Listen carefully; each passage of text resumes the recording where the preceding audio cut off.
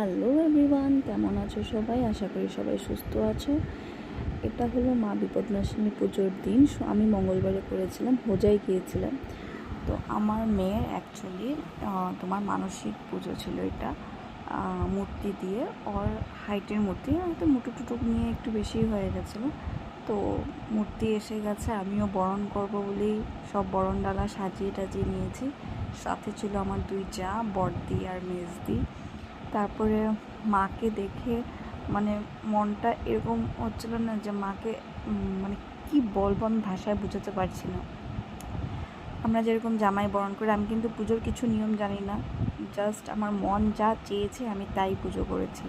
তো সুন্দর করে মার পা ধুইয়ে দিলাম, মার বাহনকে পা ধুইয়ে দিলাম, তারপরে মার পা মুছিয়ে দিলাম, দিয়ে মাকে একটু বাতাস করলাম। মানে আমি কিছু বুঝছি না আমি কী করছি, কিন্তু যা করছি মানে আমাদের ঘরে যেরকম যেই আসে, মানে যে কোনো অতিথি আসলে তাকে যেরকম আমরা বরণ করে নিই, নতুন বউ হোক নতুন জামাই হোক, আমি সেম ওই জিনিসটাই ফলো করেছিলাম যে বরণ কাকে বলে। বাট আমি কোনো দিন এরকম পুজোর নিয়ম টিয়ম করিনি। তারপরে মাকে একটু পাখা দিয়ে একটু হাওয়া করছিলাম, যেহেতু এত গরম না, আষাঢ় মাস তো খুব গরম, মার আসতেও কষ্ট হয়েছে। তো মাকে একটু ঠান্ডা করছিলাম যে মা তুমি একটু ঠান্ডা হয়ে যাও, তারপরে তোমাকে আমি বরণ করে তোমাকে ঘরে তুলব। তারপরে তো মাকে কুলো দিয়ে বরণ করলাম। আমি নিয়েছিলাম 3টে চাটা, সব আমার বড়দি রেডি করে দিয়েছিল। বড়দি না থাকলে বড়দি আর মেজদি মানে যতটুকু করেছে, আমি যদি এখানে গুয়াহাটিতে পুজো করতাম তো মনে হয় না আমি এরকম পারতাম।